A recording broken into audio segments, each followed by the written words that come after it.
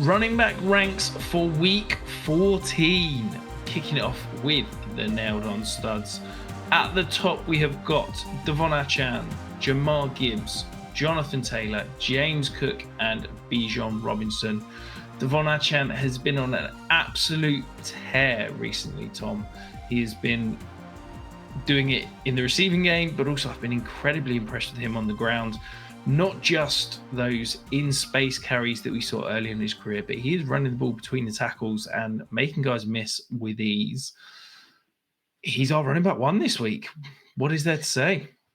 Yeah, I found it quite easy to rank him as the running back one this week, and you look like what he's produced in total yardage over the past 3 games: 134 yards and a touchdown, 165 yards, 225 yards, and 2 touchdowns. Like, he's got his first 1,000-yard rushing season.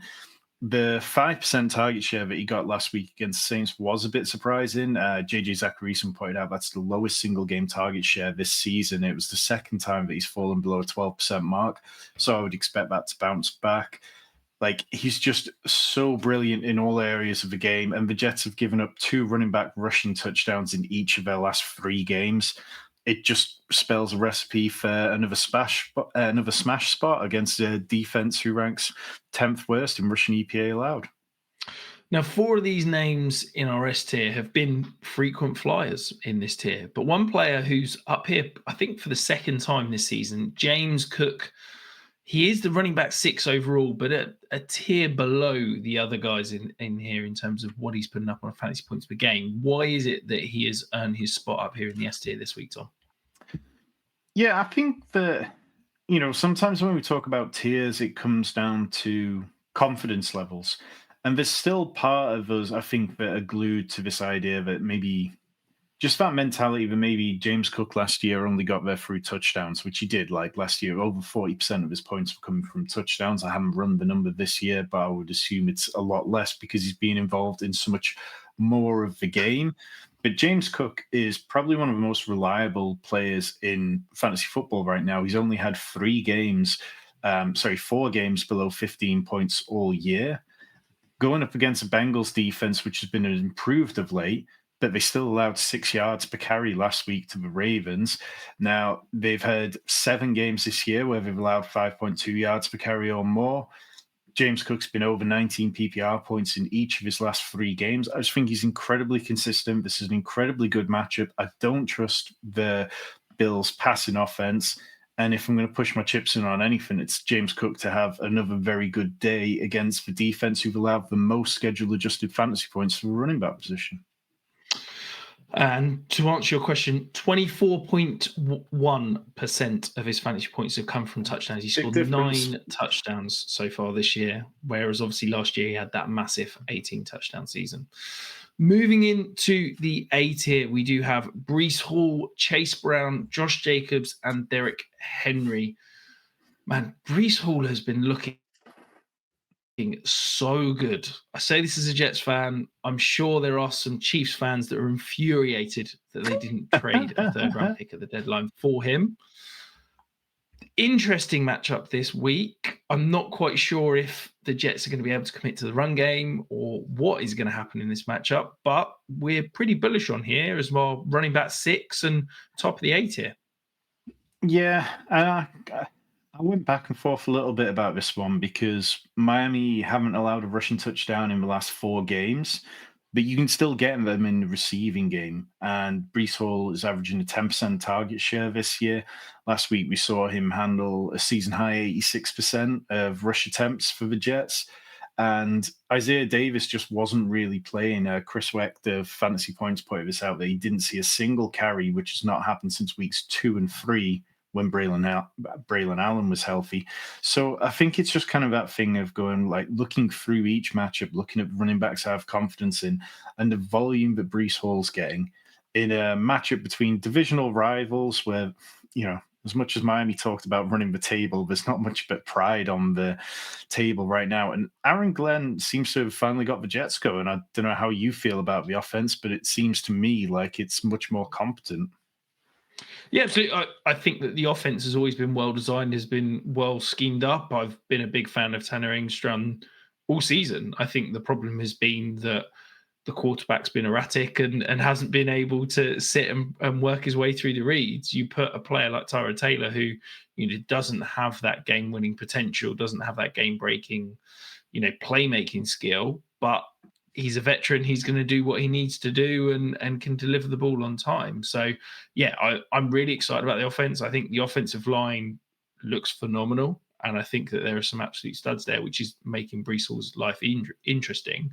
The one thing I've got a slight concern over is that since Tyrod Taylor's come in and started, Breece Hall's work in the receiving game has dropped quite a bit. You look at last week, only a 6% target share, only 9% targets per run. Like when Breece Hall was at his best, that was north of 20%.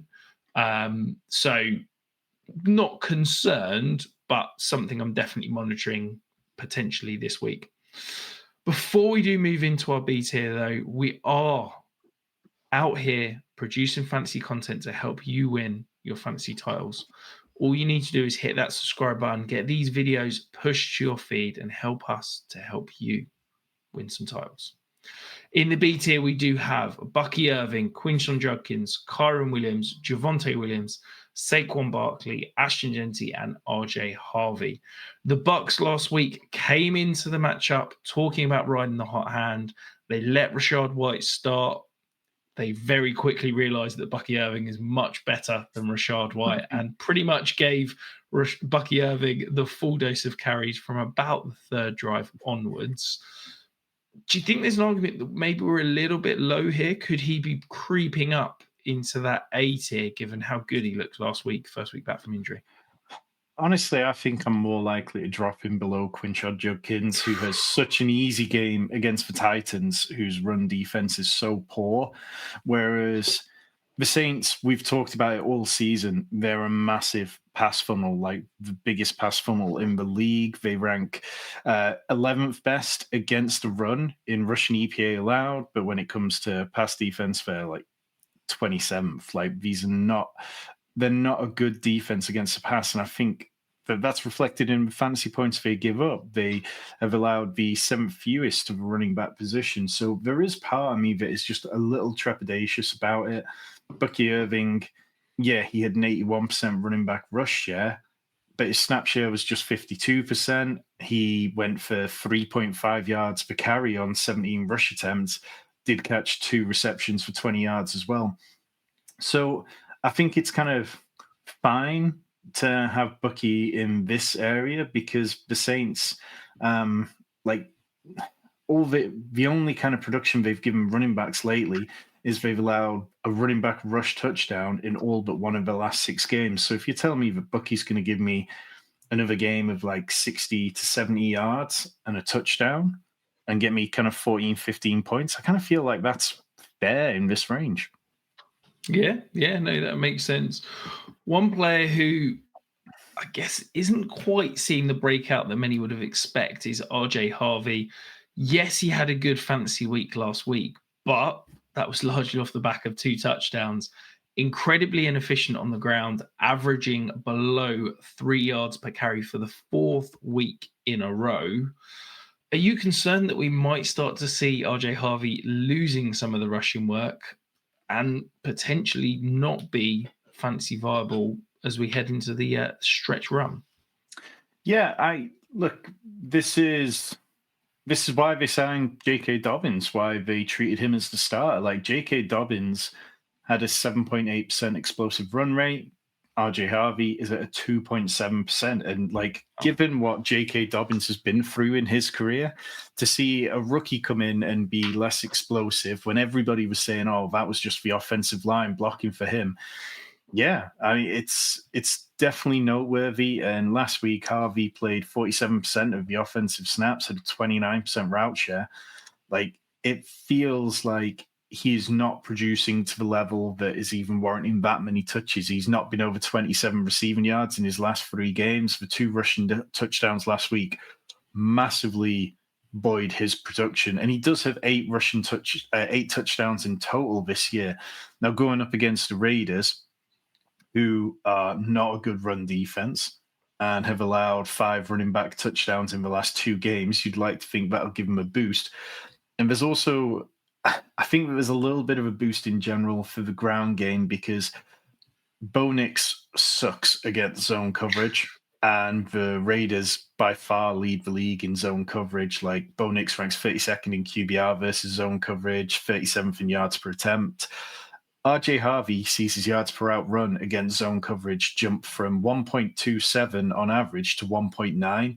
So maybe he gets there in a bit of check downs. Maybe he can boost his value that way. But I feel like if he can't get home this week against a poor defense, then yeah, we're really going to have to ask some tough questions next week. Yeah, I think it'll be very interesting to see how much work Tyler Bidet and Gillian McLaughlin are going to get because, RJ Harvey's not exactly young. And if he's not producing already, I think it could be the end of his dynasty value as we know it. In the C tier, we do have Travis Etienne, Jalen Warren, Kenneth Walker, Devin Neal, Omarion Hampton, Woody Marks, and DeAndre Swift. Devin Neal stepped up with no Alvin Kamara, saw really impressive share numbers. Yeah. But raw volume was significantly down given the game script. 82% of snaps, 71% route share, 74% backfield rush share. But only 3 targets, only 14 carries, and didn't really get home. Now going up against one of the best run defenses in the league, obviously Vita Vea and co in Tampa. Do you think that he's a potential sort of volume-based RB2, or are you nervous to start him again this week? I think he's solidly kind of like that mid-flex play. Like, I don't think that you can have much confidence there because we've still not seen masses from him. Like, I think I've got him ranked in my RB23, and maybe he deserves to drop a couple more spaces than that. What's kept him in that kind of range is the fact that Taysom Hill only played 12 snaps last week. I thought that there was a chance that Taysom Hill was going to come in and see some more of a rushing work, but I mean, Taysom Hill's like 36 now, isn't he? So maybe it shouldn't be too surprising. But yeah, in general, this game, you mentioned the Bucs are great against the run. They rank 3rd best in EPA allowed. They have given up the 12th most running back fantasy points to the position because they tend to get into a lot of high points games and running backs just get there. But for a rookie like Devin Neal, who we had plenty of question marks about certain aspects of his profile, going up against a really tough run defense, it doesn't fill me with confidence. And one player that is returning from injury that we've got right behind Devin Neal, Omarion Hampton. I've got him as my running back 20 this week. You've got him as running back 26. We are obviously expecting him to return from injury and play this week. We saw him struggle to get on the field with Najee Harris to begin with. He then took over the backfield completely, but Kimani Vidal has looked really good in recent weeks. Are you expecting it to be kind of a 50-50 split? And therefore, that's why we've got Hampton ranked this low at 23rd overall. Yeah, I would expect a committee. I mean, Greg Roman has never been one, well, not in recent times, to really give running backs huge shares. Like, let's not forget that J.K. Dobbins sat behind Gus Edwards for large periods of time. Like, they were quite content when they had Mark Ingram, Gus Edwards, and J.K. Dobbins in the backfield. And then this year, it looked firmly like they wanted Najee Harris and Omarion Hampton to split time. Who knows what that fit would have looked like by now. And I didn't expect Vidal to be a big part of this so far, but over like the last 6 games or so, he's had 4 games over 95 rushing yards and 4 games where they've given him 18 plus touches. So going up against a tough Eagles team whose weakness is the ground game, I'm expecting both running backs to see plenty of touches because of the Justin Herbert hand injury as well.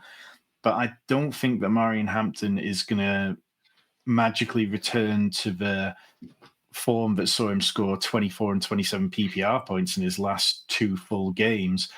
But yeah, a heavy ground attack would make a lot of sense because the Eagles are fresh off allowing 255 rushing yards to the Bears last week and 111 the week before. Absolutely. And before we dive into the D tier, if you are agonizing over those flex decisions and not sure who to put in your lineup, dive in the comments below, ask us your question. Tom and I will give you our answer and our opinions all the way up to kickoff on Sunday. In the D tier, we do have Jordan Mason, Kenneth Gainwell, Kareem Hunt, Carl Monangi, Chris Rodriguez, Zonovan Knight, David Montgomery, and Kimani Vidal. Carl Monangi is hit double-digit fantasy points 3 weeks in a row, but as we speak on Wednesday at the time of recording, hasn't practiced because of an ankle injury. Obviously had a nice week last week where the Bears ran all over the aforementioned defense. Do you think that Carl Monangi will see significant volume, or is he a little bit risky as a flex play because the floor could be significant? I think that we're starting to see him become more secure. I mean, like he's seen more than half of Chicago's running back rushes in consecutive games. But the problem is he's only seen one target in those games. That's what keeps him below DeAndre Swift, because if you're playing in PPR, those receptions and targets were so valuable. But for this offense to go out and put 255 yards up on the Eagles, and for Monangi to have 130 and a touchdown, like this is incredibly impressive what we're seeing. Since week 9, the Bears ranked second in rushing EPA. Now, Green Bay, who the Bears are playing against, they are a good defense. Like, they rank 6th best in rushing EPA allowed. They've not given up lots of huge days to opponents. But when you've got a coach absolutely in his bag like Ben Johnson is, I'm willing to put a bit of faith in that, and I think that Monangi is probably a fine low-end RB3 flex play. Yeah, makes a lot of sense there. Moving into the E tier, we do have Aaron Jones, Zach Charbonnet, Tony Pollard, Tajay Spears, and Tyler Algier. These all feel like kind of desperation touchdown or bust type dart throws here in the E tier. Honestly, kind of look at Pollard and Spears just as guys that I don't think anybody should be rostering them in redraft at the minute.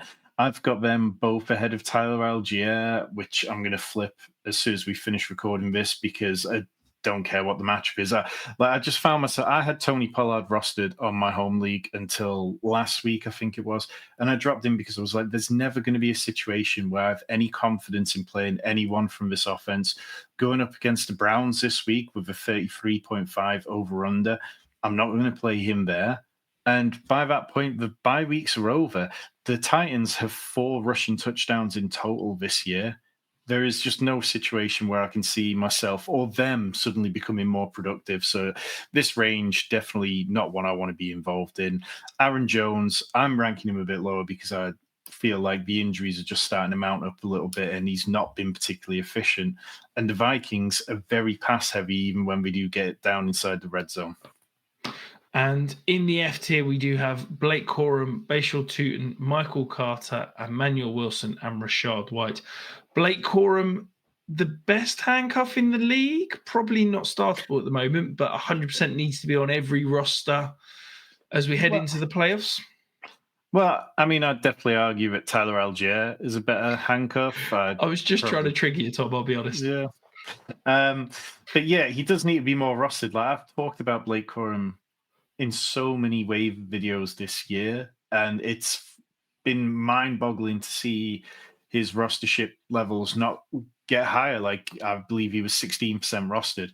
Like over the last 6 games, he's seen 60 carries, averaged over 4 yards per carry in 4 of them. He's been productive in terms of generating yards. The big frustration has been the lack of touchdowns.